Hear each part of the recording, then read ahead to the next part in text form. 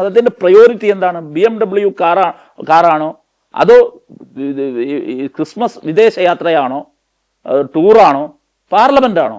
ഇനി അതേ പാർലമെൻറ്റിൽ നിങ്ങൾ ആലോചിച്ച് നോക്കൂ, ആ പാർലമെൻറ്റിൽ നിങ്ങൾക്ക് എങ്ങനെയാണ് നരേന്ദ്രമോദിയെ വിമർശിക്കാൻ കഴിയുക? ഇവിടെ വന്ന പ്രശ്നം എന്താണ്? രാഹുൽ ഗാന്ധി അല്ല. രാഹുൽ ഗാന്ധിയുടെ അസാന്നിധ്യം നരേന്ദ്രമോദിയുടെ അസാന്നിധ്യത്തെ ചോദ്യം ചെയ്യാനുള്ള ഞങ്ങളുടെ നാവിനെ കുറച്ചുകളയാണ് ചെയ്തത്.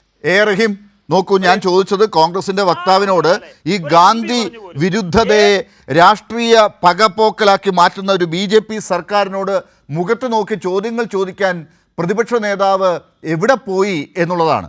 അത് രാജ്യത്ത് ഇന്ന് വലിയ രീതിയിൽ ഒരു തരംഗമായ സമരമാക്കി മാറ്റാൻ കഴിയുമായിരുന്ന ഈ രാഹുൽ ഗാന്ധിയെ കുറച്ചാരും കണ്ടില്ലല്ലോ, നിങ്ങളാരും കണ്ടില്ലല്ലോ.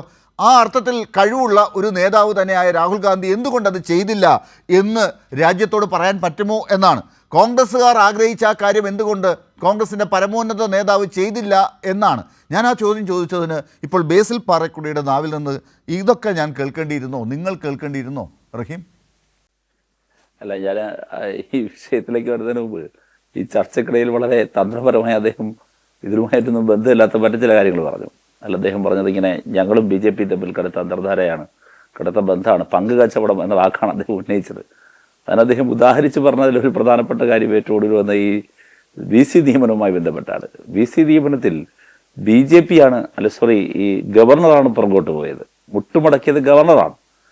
ഈ സുപ്രീം കോടതിയുടെ നിർദ്ദേശപ്രകാരം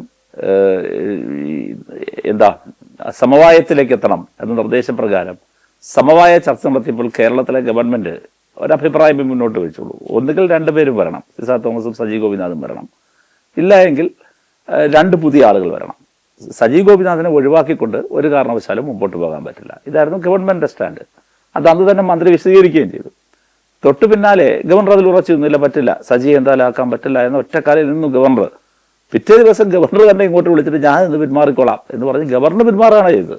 ഇനി ഈ ധാർമ്മിക രോഷം കൊള്ളുമ്പോൾ എന്താണ് പറയുന്നത്? ഈ BJPയുടെ ബാന്ധവം ആരുമായിട്ടാണെന്ന് പറയാൻ നല്ല ഉദാഹരണം അത് തന്നെയാണ്. അതുകൊണ്ട് അത്തരമൊരു റെഫറൻസ്, ഈ VCയുടെ റെഫറൻസ് പറഞ്ഞതിന് കോൺഗ്രസിന്റെ പ്രതിനിധിയോട് പ്രത്യേകമായ അഭിനന്ദനം, നന്ദി പറയുകയാണ്. എന്താണ് BJP? ഈ കേരളത്തിൽ RSSന്റെ പ്രൊജക്റ്റാണ് കേരളത്തിലെ ഉന്നത വിദ്യാഭ്യാസ മേഖലയെ പിടിക്കുക എന്നുള്ളത്. അതിനവർ ആദ്യ 2 കാര്യങ്ങൾക്ക് വേണ്ടിയിട്ടാണ്. ഒന്ന്, ഭരണസ്തംഭനം ഉണ്ടാക്കുക. വിദ്യാഭ്യാസ മേഖലയിൽ, ഉന്നത വിദ്യാഭ്യാസ രംഗത്ത് വലിയ മുന്നേറ്റമാണ് 2ാം പിണറായി സർക്കാർ വിഭാവനം ചെയ്തത്. അത് നടക്കും. അത് നടന്നാൽ വലിയ മാറ്റമാണ് ഉണ്ടാകാൻ പോകുന്നത്. അപ്പോൾ അത് ഉണ്ടാകാതിരിക്കാൻ ഭരണസ്തംഭനം ഉണ്ടാക്കാൻ ചാൻസലർമാരെ ഉപയോഗപ്പെടുത്തുക, ഇതാണ് ഒരു ഉദ്ദേശം. 2ാമത്തെ ഉദ്ദേശം എന്താണ്? സംഘപരിവാർവൽക്കരിക്കുക. അതിനുവേണ്ടിയുള്ള പോരാട്ടത്തിൽ ഇന്ന് വരെ തെരുവിലുണ്ടായിരുന്നു കോൺഗ്രസ്? ഇല്ല, പോട്ടെ, ഈ സുപ്രീം കോടതി വരെ നീണ്ട നിയമ പോരാട്ടത്തിൽ എവിടെയെങ്കിലും ഒരിടത്ത് ഒരു കടലാസ് കഷ്ണവുമായിട്ടെങ്കിലും ഞങ്ങളുമുണ്ട്, ഗവൺമെന്റിനെതിരെ ഇങ്ങനെ നിൽക്കരുത്, ഈ ചാൻസലർ ചെയ്യുന്നത് സംഘപരിവാറിന്റെ അജണ്ടയാണെന്ന് പറയാൻ കോൺഗ്രസ് ഉണ്ടായിരുന്നോ? കോൺഗ്രസ് ഉണ്ടായിരുന്നില്ല. തന്നെയുമല്ല, ഇത് പിടിച്ചടക്കുന്നതിന്റെ ഭാഗമായി 2 ഗവർണർമാർ, ആരിഫ് മുഹമ്മദ് ഖാനും ഇപ്പോഴത്തെ ഗവർണറും എന്ത് ചെയ്തു? അവരുടെ കുറെ ആളുകളെ, സംഘപരിവാർ അനുകൂലികളുടെ ഒരു ലിസ്റ്റ് എല്ലായിടത്തു നിന്നും ഈ ചാൻസലറുടെ അധികാരം ഉപയോഗിച്ചുകൊണ്ട് എല്ലാ സർവകലാശാലയിലും സെനറ്റിലും സിൻഡിക്കേറ്റിലും തിരികെ കയറ്റി. ജനാധിപത്യ വിരുദ്ധമായി അങ്ങനെ തിരികെ കയറ്റാൻ വേണ്ടി ഗവർണർ കൊടുത്ത ലിസ്റ്റിൽ എങ്ങനെയാണ് ഈ സംഘപരിവാർ അനുകൂലികളുടെ കൂട്ടത്തിൽ കോൺഗ്രസ്സുകാരും ലീഗുകാരും വന്നത്? അപ്പൊ ആര് തമ്മിലാണ് ബാന്ധവം? പിണറായി വിരുദ്ധതയിൽ, കമ്മ്യൂണിസ്റ്റ് വിരുദ്ധതയിൽ, ഇടതുപക്ഷ വിരുദ്ധതയിൽ അഭിരമിക്കുകയാണ് ഈ കേരളത്തിലെ കോൺഗ്രസ്. ആ കേരളത്തിലെ കോൺഗ്രസും സംഘപരിവാറും തമ്മിൽ ബന്ധമാണ്. ആ കോൺഗ്രസ് ആണ് യഥാർത്ഥത്തിൽ ഇപ്പോൾ രാഹുൽ ഗാന്ധിയെ ന്യായീകരിക്കാൻ ഇറങ്ങിയിരിക്കുന്നത്. ഞാൻ തിരിച്ച് ഒരു കാര്യം ഈ പറയുന്ന വിഷയത്തിലേക്ക് തന്നെ വരാം. ഇവിടെ എന്താണ് പ്രശ്നം? നിങ്ങൾ ഈ പറഞ്ഞല്ലോ, നിങ്ങളങ്ങനെ അഭിരമിച്ച് നടക്കുമ്പോഴും നിങ്ങൾ ഈ പറഞ്ഞ രാഹുൽ ഗാന്ധി അയോഗ്യനാക്കപ്പെട്ട ദിവസം, ഇന്ത്യയിൽ ആദ്യമായി പ്രതിഷേധം നടത്തിയ സംഘടനയുടെ പേര് DYFI എന്നാണ്. അത് കേരളത്തിലാണ്. ഇനി പോട്ടെ, നിങ്ങളിവിടെ പറഞ്ഞല്ലോ ഇവരൊക്കെ നരേന്ദ്രമോദിക്കെതിരെ ചോദിക്കാൻ ചുണയുണ്ടോ എന്നൊക്കെ ചോദിച്ചല്ലോ. മലയാളം ഒരു പത്രം എടുത്തൊന്ന് വായിച്ചു നോക്കണം. അന്ന് ആ പത്രത്തിൽ പറയുന്നുണ്ട്, സോണിയാഗാന്ധി പറഞ്ഞു എന്നിട്ടും കേരളത്തിലെ കോൺഗ്രസ് MPമാർ മുങ്ങി എന്നാണ് തലക്കെട്ട്. രാഹുൽ ഗാന്ധി അയോഗ്യനാക്കപ്പെട്ട ദിവസം അതിന് പാർലമെന്റിൽ നിന്ന് വലിയൊരു മാർച്ച് പുറപ്പെടുകയാണ്. ആ മാർച്ച് അറസ്റ്റിലേക്ക് നീങ്ങിയേക്കും, വലിയ പോലീസ് നടപടി നേരിടേണ്ടി വന്നേക്കും. നിങ്ങളെല്ലാവരും ഉണ്ടാകില്ലേ, ആരും പോകില്ലല്ലോ എന്ന് സോണിയാഗാന്ധി കോൺഗ്രസ് MPമാരുടെ യോഗത്തിൽ ചോദിച്ചു. കേരളത്തിൽ നിന്നുള്ള പല MPമാരും ചിരിയിലൊതുക്കി മറുപടി, എൻ്റെ പറഞ്ഞല്ലോ, മനോരമ പറഞ്ഞതാണ്. എന്നിട്ടോ അന്ന് കേരളത്തിൽ നിന്നുള്ള കോൺഗ്രസിലെ പല എം പിമാരും മുങ്ങിയ ദിവസം അന്ന് അറസ്റ്റ് വരിച്ച് ജയിലിൽ അറസ്റ്റ് വരിക്കപ്പെട്ടവരിൽ ഒരാളാണ് ഞാൻ. അന്നത്തെ എം പി ആരിഫ്, ശിവദാസൻ, ഞങ്ങളെല്ലാവരും കേട്ടോ. എനിക്കിപ്പോഴും ഓർമ്മയുണ്ട്. ആ വണ്ടിയിൽ ഞങ്ങൾ പോലീസ് വാഹനത്തിൽ ഞങ്ങളെ കൊണ്ടുപോയിക്കൊണ്ടിരിക്കുമ്പോഴാണ് ഈ രാഹുൽ ഗാന്ധി അയോഗ്യനാക്കപ്പെട്ട വാർത്ത പുറം ലോകം അറിയുന്നത്. രാഹുൽ ഗാന്ധി അയോഗ്യനാക്കപ്പെട്ട ആ വിഷയത്തിൽ അന്ന് രാജ്യത്ത് ആദ്യമായി പ്രതിഷേധമുയർത്തിയ കേരളത്തിലെ DYFI ആണ് എന്നും മറന്നു പോകരുത്. അന്ന് അതിനകത്ത് കിടന്ന ഒരാളോടാണ് നിങ്ങൾ ഈ സംസാരിക്കുന്നത് എന്നുകൂടി മറന്നു പോകരുത്. അപ്പം ഞങ്ങൾക്ക് സംഘപരിവാർ വിരുദ്ധത എന്നതിൽ നിന്നുകൊണ്ട് നിലപാട് പറയാൻ യാതൊരു മടിയില്ല. ഇതേ രാഹുൽ ഗാന്ധി അയോഗ്യനാക്കപ്പെട്ട ദിവസം പ്രതികരിച്ച, അന്ന് അറസ്റ്റ് പിടിച്ച ആൾ തന്നെയാണ് ഞാനും എന്ന് കണ്ടുകൊള്ളണം. പക്ഷേ എന്താ രാഹുൽ ഗാന്ധിയോടുള്ള വിമർശനം? എന്താ പ്രശ്നം? ഇന്ന് ഈ പാർലമെന്റിൽ പാസ്സാക്കിയത് നിങ്ങൾ ഈ തൊഴിലുറപ്പ് മാത്രമാണോ പറഞ്ഞത്? തൊഴിലുറപ്പ് മാത്രമല്ല, തൊഴിലുറപ്പ് ഏറെ പ്രധാനപ്പെട്ട ഒന്നാണ്, അതിൽ തർക്കമില്ല. ഗാന്ധിയുടെ 2ാം ഹത്യയാണ് നടന്നിരിക്കുന്നത്, വധമാണ് നടന്നിരിക്കുന്നത്. തൊഴിലുറപ്പ് ഇല്ലാതായിരിക്കുന്നു. ഇനി തൊഴിൽ ഒരു അവകാശമല്ലാതെയായി മാറിയിരിക്കുന്നു. അതാണ് നിയമനിർമ്മാണത്തിന്റെ പ്രധാന പ്രശ്നം. ഇനി പ്രശ്നം എന്താണ്?